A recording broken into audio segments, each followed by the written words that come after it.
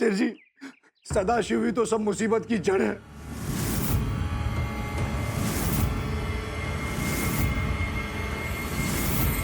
काका ये आप क्या कह रहे हैं? सब समझा देता हूं तुम्हें। पहले तुम एक काम करो, तुम वो तुम्हारी माँ की तस्वीर लेके आ जाओ जो तुमने मुझे दिखाई थी, वो लेके आ जाओ पहले। और आज पूरा देवसु गांव जानेगा कि सदाशिव कौन है।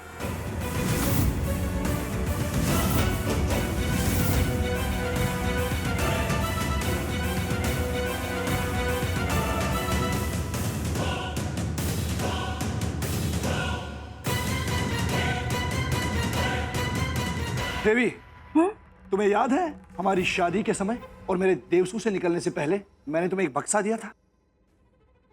बक्सा? कौन सा बक्सा?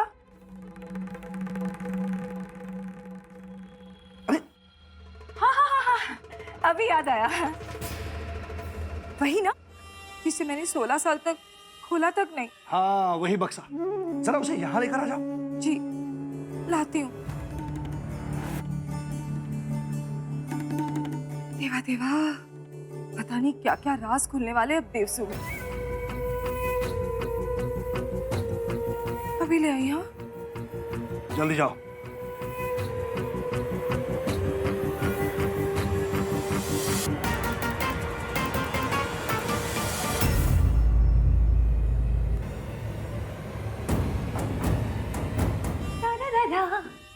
प्रगति की असलियत सबको दिखाऊंगी मैं, और उस सीजी के घाव पे ना थोड़ा नमक मिर्च लगाऊंगी मैं। सबको घुमाऊंगी, सबको रुलाऊंगी, आज तो दरबार में विनाश मचाऊंगी मैं।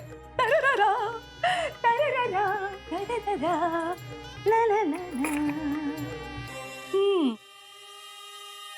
देवी काकू,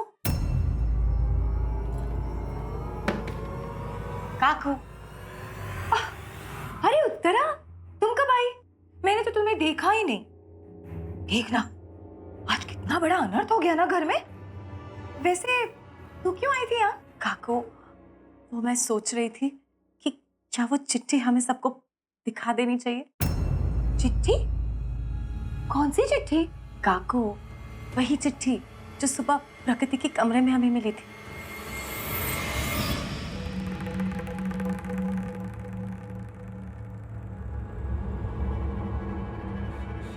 ओह, पता नहीं कहाँ मर गई उत्तरा। अब पूरा दिन यही खड़ा रहना पड़ेगा क्या देवी?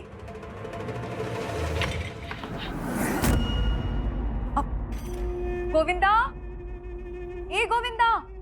काकू, क्या बात है? अरे उत्तरा, तू कब आई? मैंने तो तुझे देखा ही नहीं। बस अभी आई मैं। आप गोविंदा को ढूंढ रही हैं क्या? हाँ उत्तरा, अब देवी बोलेगी ना तो सच ही बोलेगी। इस घर में ना गोविंदा की चिंता किसी को भी नहीं है। सुबह से उसने नाश्ता तक नहीं किया, और वो तो बच्चा है, उसे थोड़ी खाने पीने का होश रहेगा। बस मुझे ही सबकी चिंता लगी रहती है, इसीलिए ढूंढ रही थी उसे। पता नहीं कहाँ चला गया है। कहीं तेरे कमरे में तो नहीं है ना? काकू, मेरे कमरे में क्यों आएगा गोविंदा? होगा अपनी वो प्रगति काकू के कमरे में। वो प्रगति? अरे उसे तो खुद ही अपने खाने पीने का होश नहीं रहता है, वो क्या संभालेगी गोविंदा को? छोड़ना उसे, चल उसके कमरे में जाकर देखते हैं। हाँ काकू, नहीं है उत्तरा, क्या तुझे भी गोविंदा की चिंता नहीं है? नहीं नहीं काकू, ऐसी बात नहीं है। चलिए। तेरी देवी काकू बोलेगी ना तो सच ही बोलेगी। चल आजा, आजा आजा, ढूंढते हैं, चल। अरे आ ना। काकू, हाँ? यहाँ तो गोविंदा है ही नहीं। तो आप चलिए ना, हम बाहर देखते हैं, बाहर ही कहीं होगा। अरे उत्तरा रुक ना, तू तो जानती है ना गोविंदा कितना नटखट है। यही कहीं चुप के बैठा होगा, देख लेना। चल ढूंढते हैं उसे। हाँ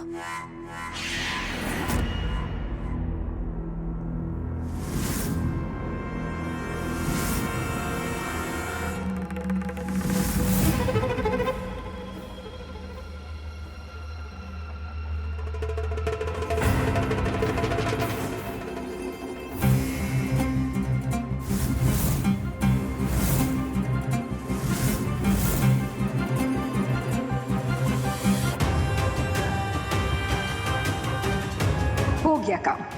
अब फंसेगी प्रगति।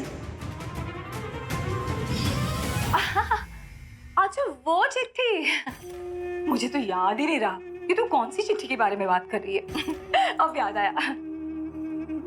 हाँ उत्तरा देख, हमें ना उस प्रगति की सारी सच्चाई सेठी साहब को बता देनी चाहिए। आखिर एक तू और मैं ही तो हैं देवसू के वफादार। हम दोनों को ये कितनी चिंता लगी रहती है ना देवसू की।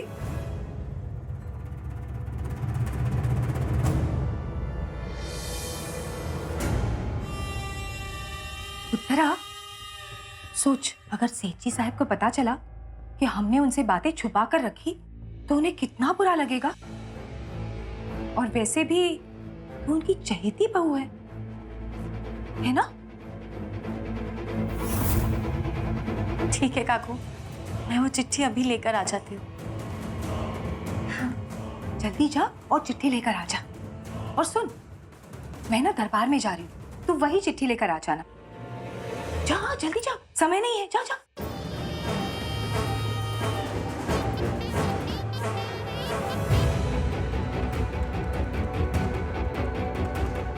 तस्वीर सबने देख ली ना?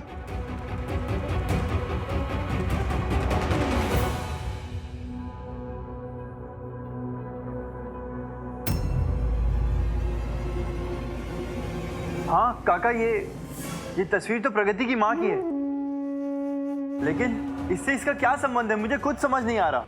सब समझाता हूं। ये दूसरी तस्वीर,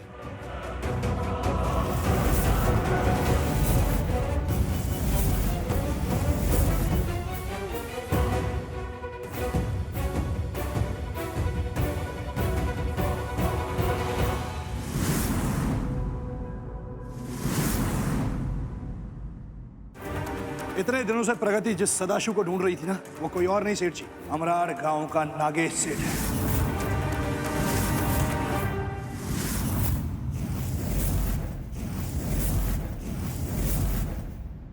वो सदाशिव कोई और नहीं, प्रगति का असली पिता है। प्रगति नागेश सेठ की बेटी है।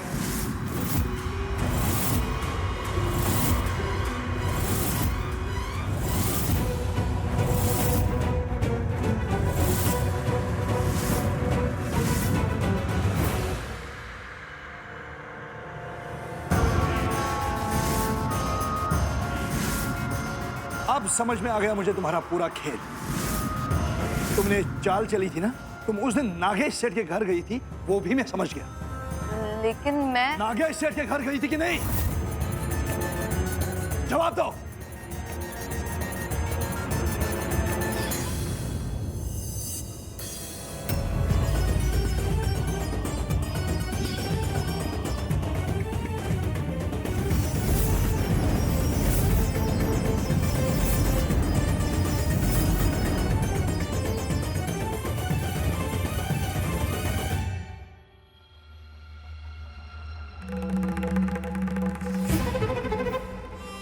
अरे देवा, ये प्रगति नागेश सेठ की बेटी है। अब देवी बोलेगी ना तो सच्ची बोलेगी। अब मुझे पता चला, प्रगति के कमरे में उत्तरा को जो चिट्ठी मिली थी उसका मतलब मुझे अब समझ में आ गया। हाँ, चिट्ठी? कौन सी चिट्ठी? ज्यादा बनने की जरूरत नहीं है। उत्तरा,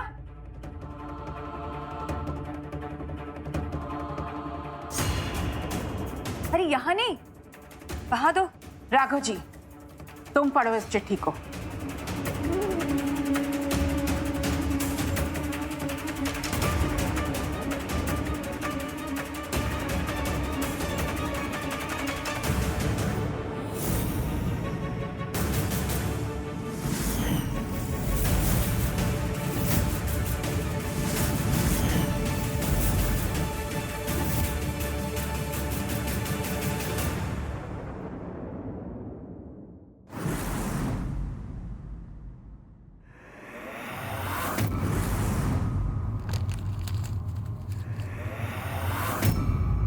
अरे राघव जी, बोलो तो, क्या लिखा है इस चिट्ठी में? सेठ जी, इस चिट्ठी में साफ साफ लिखा है कि इस प्रगति ने उस नागेश सेठ के कहने पर पहले बाजी से शादी की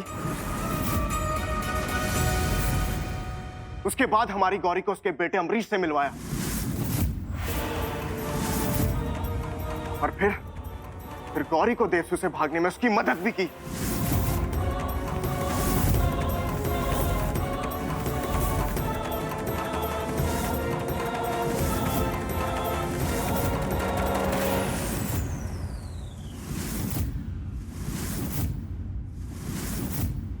वो नागेश सेठ हमेशा कहा करता था कि उसका कोई बेदी है देवसू गांव में, लेकिन वो चालाक नागेश सेठ ने तो अपनी बेटी को ही हथियार बना के भेजा था हम सब की मर्यादा पर वार करने के लिए। छी, शर्म आती है मुझे तुम पे प्रगति। काका,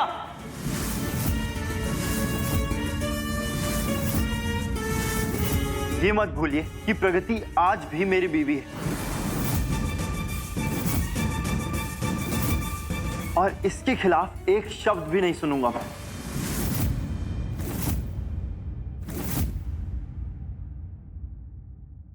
सेठ जी, हो सकता है कि प्रगति नागेश सेठ की बेटी हो, लेकिन हम देवसू वालों के साथ विश्वासघात कभी नहीं। प्रगति हमारे साथ ऐसा कभी नहीं कर सकती सेठ जी। बाजीराव, और कितने दिनों तक इस लड़की की सफाई देते रहोगे? आज इस लड़की की सच्चाई सबके सामने आ रही है। बोलने दो इस लड़की को। प्रगति, मेरे प्रश्नों का उत्तर दो। क्या तुम सच में नागेश सेठ को जानती हो? क्या तुम उसके घर गई थी?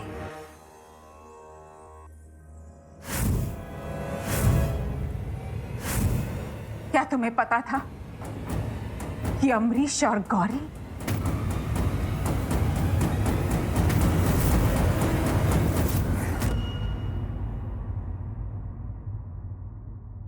लेकिन मैं आपको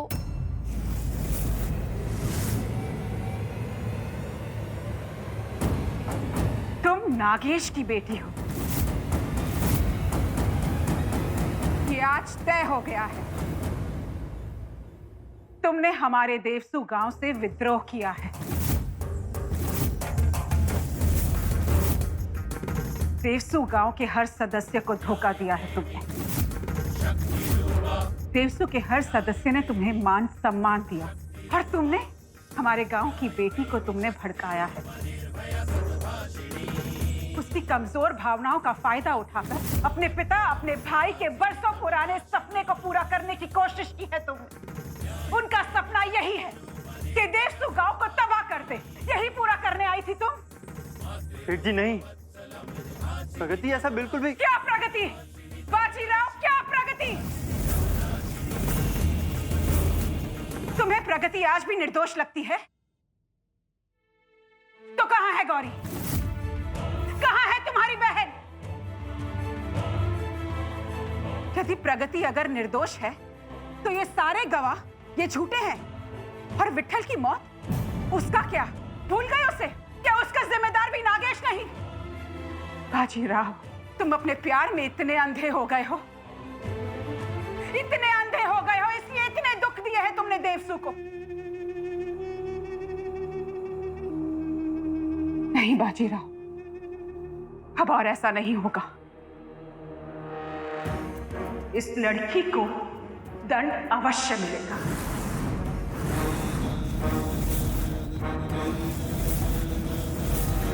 और इसकी शुरुआत बाजीराव ने की है, क्योंकि बाजीराव इस लड़की का पति है, तो ये लड़की मेरी बहू हुई। इसीलिए ये दंड इसके साथ मैं भी भुगतूंगी।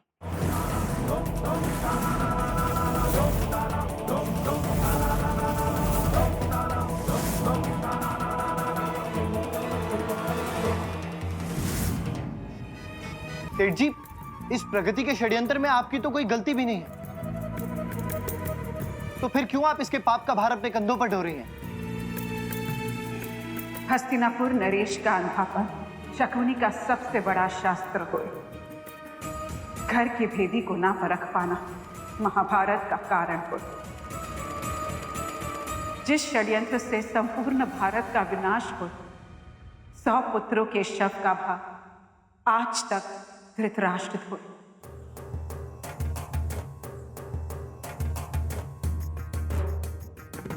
प्रगति भेदी है, इसे मैं परख नहीं पाई।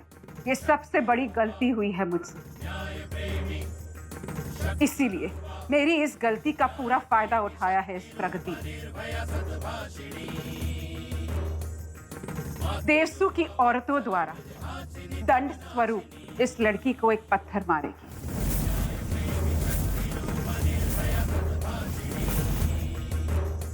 लेकिन इस लड़की को पत्थर मारने से पहले पत्थर मुझे मारा जाएगा।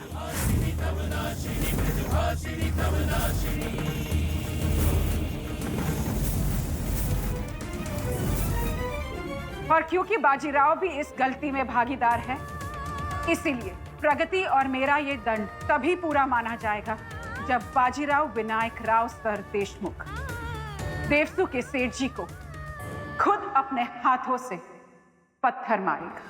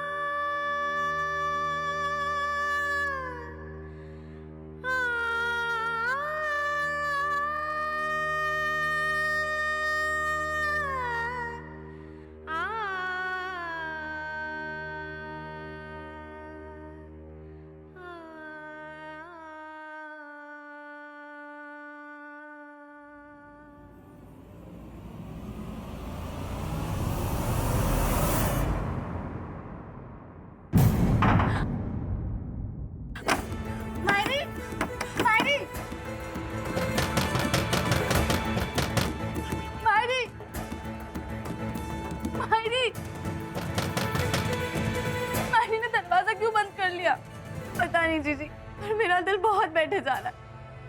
मायरी, दरवाजा खोलिए ना मायरी, खोलिए ना दरवाजा।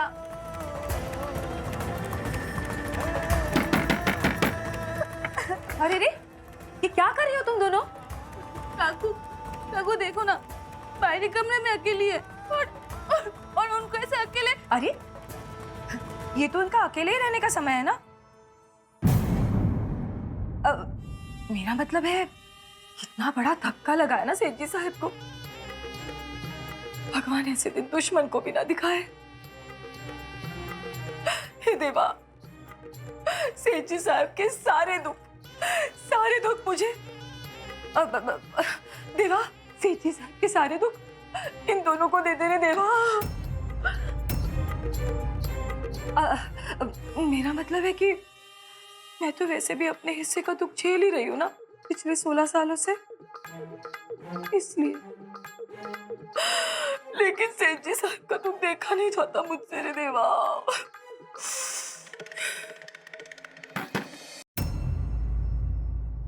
काकी, इसने अपना गुनाह स्वीकार लिया है क्या? स्वीकारना क्या है सुनीता? पूरे गांव ने इसे मान दिया, सम्मान दिया, और इसने क्या किया? एक अकेली ने पूरे गांव की औरतों की नाक नीची कर दी। मेरा विठल भाभी भाभी कहते हुए नहीं थकता था, उसी की जान ले ली इसके परिवार ने। अरे सत्यानाश हो इसका, भगवान करे इसका कभी भला ना हो।